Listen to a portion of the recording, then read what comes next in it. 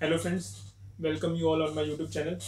आज की वीडियो में डिस्कस करेंगे कि एक पार्टनरशिप फर्म और एक प्राइवेट लिमिटेड कंपनी में क्या डिफरेंस होता है, या अगर हम कहना चाहें if you are a businessman तो आपको प्राइवेट लिमिटेड कंपनी और पार्टनरशिप फर्म में से अगर कोई एक ऑप्शन चूज करने को दिया है तो आप किस बेसिस पे उसका डिसीजन लेंगे या उसको डिसाइड करेंगे। तो सबसे पहले तो मैं बता दूं कि इस वीडियो में मैं कोई आपको ना बेसिक्स नहीं बताने वाला, जो कि एक स्कूल्स में या आपको कॉलेज में या लॉ स्कूल्स के अंदर सिखाए जाते हो कि एक बेसिक लाइक स्टूडेंट वाला डिफरेंस कि भाई एक टेबल के अंदर आपको पार्टनरशिप फर्म की मैं डिफरेंट बातें बता रहा हूँ और एक दूसरे कॉलम के अंदर मैं आपको कंपनी और वाइस वर्सा। सबसे पहले एक इंपॉर्टेंट एस्पेक्ट आपको ये पता होना चाहिए कि private limited company companies act के अंदर गवर्न होती है, और हमारा जो एलएलपी में पार्टनरशिप में जब बात कर रहा हूँ तो यहाँ पे मैं एलएलपी की बात करूंगा, लिमिटेड लाइबिलिटी पार्टनरशिप, क्योंकि जो traditional form of partnership form होती थी जो कि 1932 एक्ट में हमारे रजिस्टर्ड होती थी,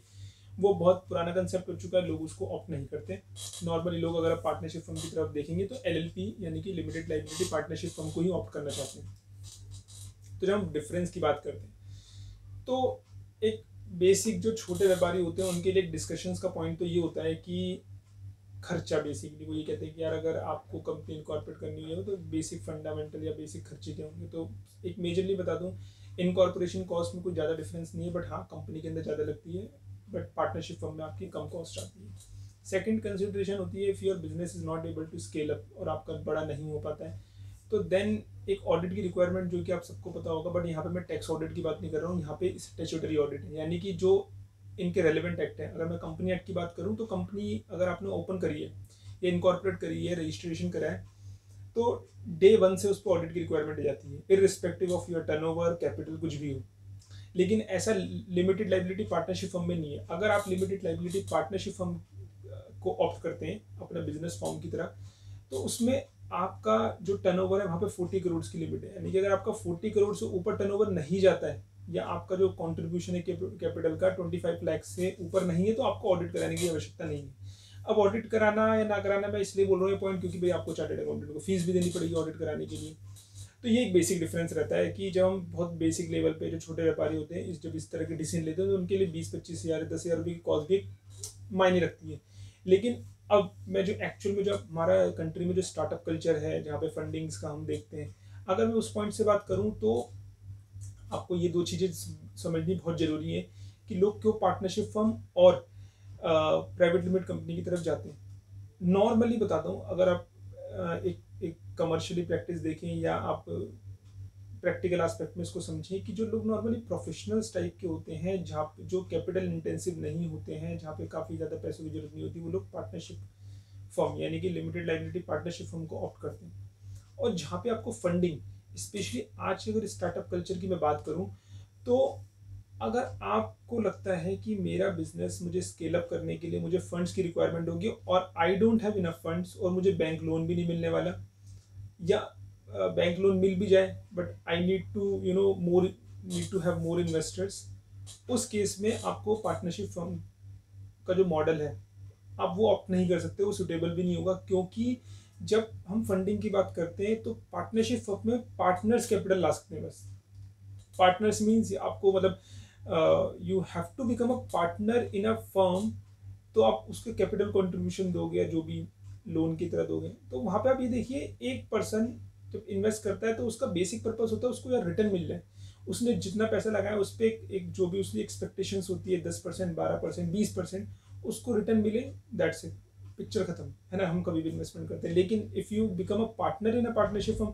तो आप पे जो स्टैट्यूटरी ऑब्लिगेशंस हैं, जो लाइबिलिटी है, वो भी आपके ऊपर आएंगी। मतलब आप उसको ब्रेक नहीं कर सकते, आप उसको रोक नहीं सकते कि भाई I don't want to take this much of responsibility. If you become a partner तो भाई आपको फिर वो पार्टनर्स वाली रिस्पॉन्सिबिलिटी, उसकी लाइबिलिटी जो भी एक्ट में डिफाइन है वो करनी पड़ेगी। तो आप ये सोचिए, आप किसी फॉरेन इन्वेस्टर को तो अट्रैक्ट ही नहीं कर सकते इस वे में, unless until he is aware of the fact कि भाई हाँ पार्टनर बनने में मेरे पे ये लाइबिलिटी आने वाली है। दूसरी तरफ अगर मैं बात करूँ कंपनी की, यानी कि प्राइवेट लिमिटेड कंपनी या पब्लिक लिमिटेड कंपनी, जहाँ पे बहुत ईजी है भाई, अगर मुझे पैसा इन्वेस्ट करना है तो मैं शेयर होल्डर बन जाऊंगा, सिंपल सा फैक्ट है, उसमें कोई ज़्यादा टेक्निकलिटी नहीं है। और कंपनीज एक्ट में शेयर होल्डर पे कोई लाइबिलिटी नहीं है। ऐसा नहीं है कि once you become a shareholder तो भाई आपको ये काम करने, शेयर होल्डर पे कोई लाइबिलिटी नहीं है, उसके राइट्स हैं कि भाई वो जनरल मीटिंग के अंदर वोटिंग राइट्स हो गए या उसके डिविडेंड राइट्स हो गए, उस पर कोई लाइबिलिटी का एज सच कोई इम्पैक्ट नहीं है। तो अगर आपको लगता है कि आपको फंडिंग की आवश्यकता होगी या आपको और लोगों से पैसे चाहिए हो सकते हैं एक लीगल फॉर्म के अंदर, तो मैं कहूँगा आपको प्राइवेट लिमिटेड कंपनी बनाना ज़्यादा सूटेबल होगा उस बिजनेस मॉडल को, क्योंकि वहाँ पे एक एग्जिट ऑप्शन रहता है हमेशा इन्वेस्टर के पास कि भाई वो शेयर होल्डर बना, उसको लगता है ठीक है, नहीं तो वो बेच भी सकता है अपनी shareholding simply share transfer के थ्रू, और उसको लगता है कि भाई ही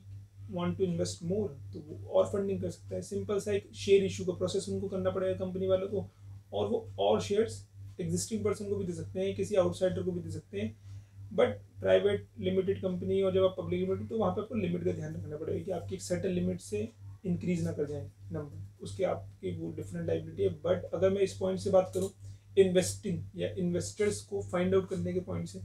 तो मैं बोलूँगा private limited company much better option है। अगर आपको लगता है कि आज आपने बिजनेस स्टार्ट करा है और आपको लगता है 3-4 साल मुझे पैसे की बहुत आवश्यकता होगी या आपको बाहर से फंड रेज करने की आवश्यकता होगी, then in that case you must incorporate a public private और पब्लिक लिमिटेड कंपनी, जिसमें आप लोगों से पैसा रेज कर सको, जिससे आप अपने इन्वेस्टर से पैसा, अगर आपको लगता है कि आपके फ्रेंड्स आपको पैसा दे सकते हैं, तो वो कभी पार्टनरशिप फॉर्म में नहीं देगा। Why he will become a partner in your form, unnecessary की लाइबिलिटी को अपने ऑप्ट करना या अननेसेसरी लाइबिलिटी अपने बर्डन पे डालना, शोल्डर पे डालना। तो उससे बेटर यही है कि आप एक कंपनी के अंदर कंपनी फॉर्म में अच्छी रहेगी उसके लिए, या आपके लिए भी आप अपने पॉइंट से सोचिए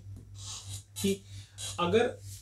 आपको अगर मैं ऑप्शन दूं तो आप भी इन्वेस्टर बनना पसंद करेंगे प्राइवेट लिमिटेड कंपनी के अंदर या लिमिटेड कंपनी के अंदर, क्योंकि वहाँ आपके ऊपर कोई लाइबिलिटी नहीं आ रही है। जो भी है आपने पैसा इन्वेस्ट करा, आपको रिटर्न मिलता है, ठीक है, नहीं मिलता तो you can transfer your shares, और यू कैन जो भी आपका एक अग्रीमेंट, जो भी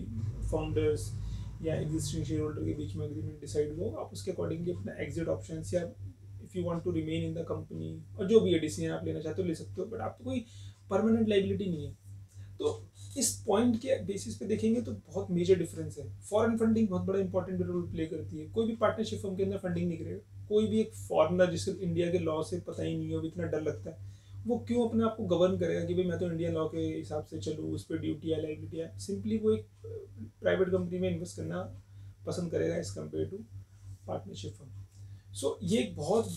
ब्रॉडर लेवल पे मैंने आपको डिफरेंस बताया है कि अगर आप कमर्शियल प्रैक्टिस के हिसाब से देखते हैं कि कौन सा ऑप्शन आपके लिए बेटर होगा। रेस्ट काफ़ी सारे डिफरेंसेस होते हैं पार्टनरशिप फर्म और प्राइवेट लिमिटेड कंपनी के अंदर, बट हम उन बेसिक डिफरेंस की बात नहीं करेंगे कि वहाँ पे लिमिटेड लाइबिलिटी है, यहाँ पे इस तरह